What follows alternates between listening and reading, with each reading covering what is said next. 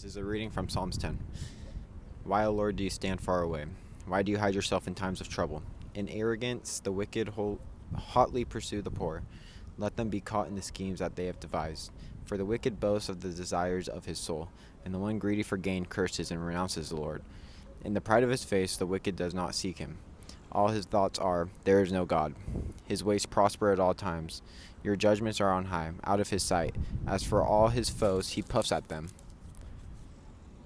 He says in his heart, I shall not be moved throughout all generations. I shall not meet adversity. His mouth is filled with cursing and deceit and oppression. Under his tongue are mischief and iniquity. He sits in ambush in the villages. In hiding places he murders the innocent.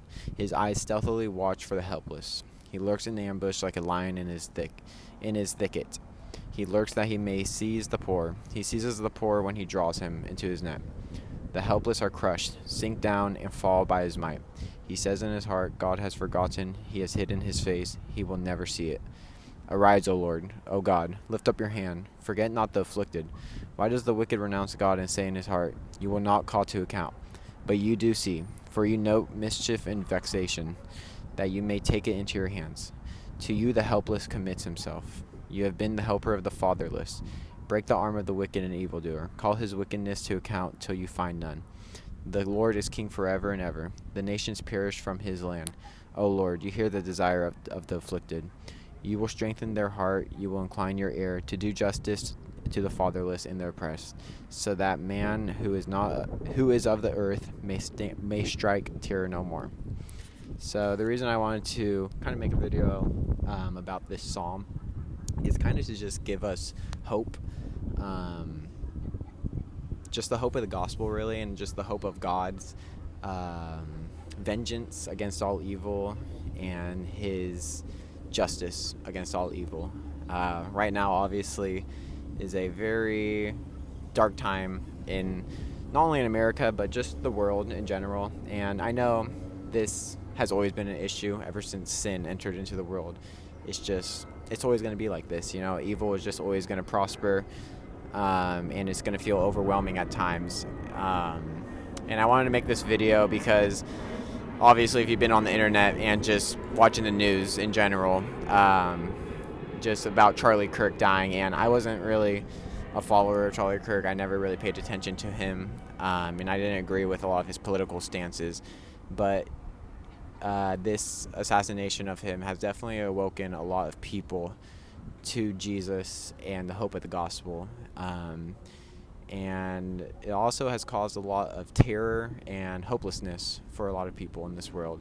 And this psalm just has encouraged me, especially in these times of war between Palestine and Israel, Ukraine and Russia, the division in America. This psalm I read the other day, and it just encouraged me a lot. And I wanted to just share this short video, to just encourage us that though the evil may prosper in ways, and in this lifetime we may not see them, get the justice they deserve, but just know that God does see every evil deed that happens under the sun, and that he will bring justice to those who deserve it. And he will, give peace to the fatherless, like the psalm said, and the oppressed. So I want us to hold on to this psalm and many other verses, like John 14:1. Let me go to that really quick. Yeah, just John 14:1. It's a short verse. This is Jesus talking to his disciples at the Last Supper before he's going to be, crucified. He says, let not your hearts be troubled. Believe in God. Believe also in me. And, those words just strike because, these people, these disciples are, about to lose the person they've been following over the past 3 years and have been his closest friends, his closest followers, and many of them have, started to believe that he is the Messiah, and now he's going to be taken away and crucified and be embarrassed in front of, hundreds of people. And he says, do not be troubled. And this is what Jesus tells us now. He gives us his peace, not the peace of the world, but his peace. And I think that's what we need to do right now, is to anchor our hearts in the gospel and just lean into it and do good.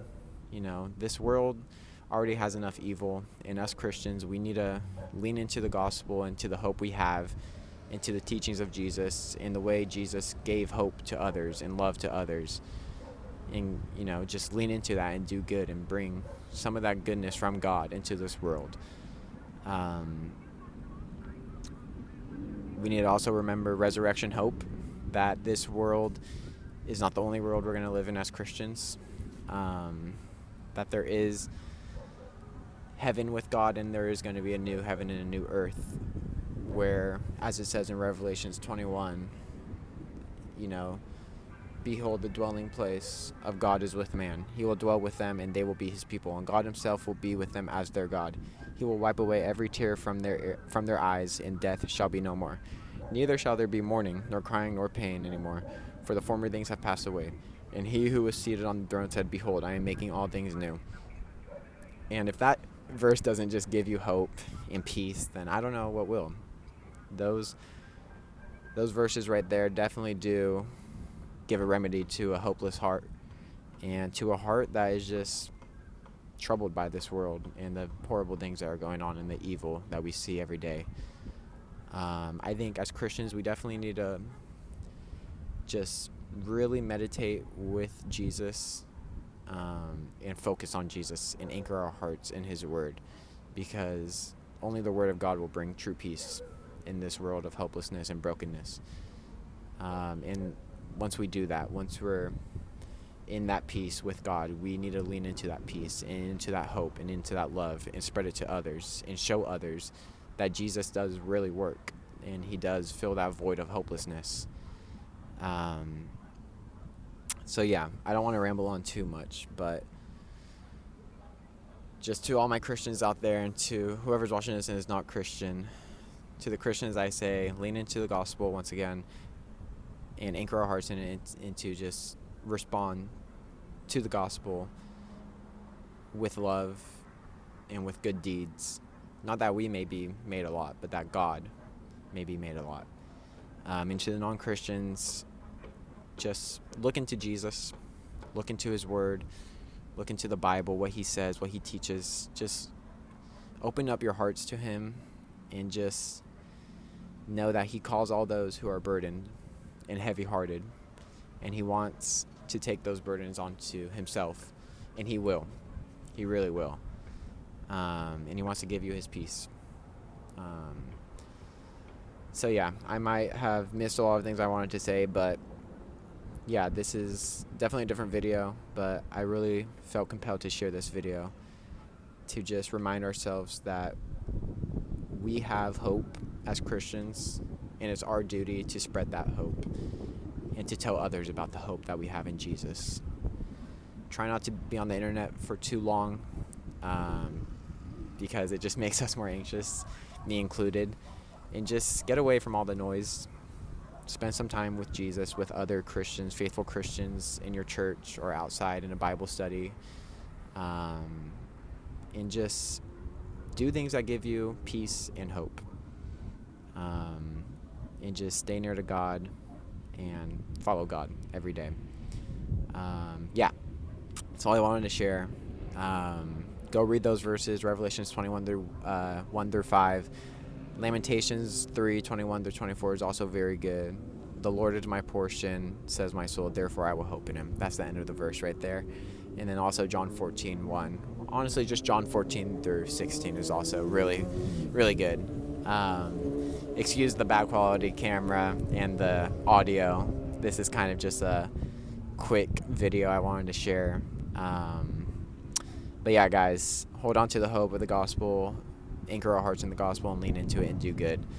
Love you guys. Keep on following God. Follow me on Instagram, Nico X Rios. Yeah, love you guys, and God bless.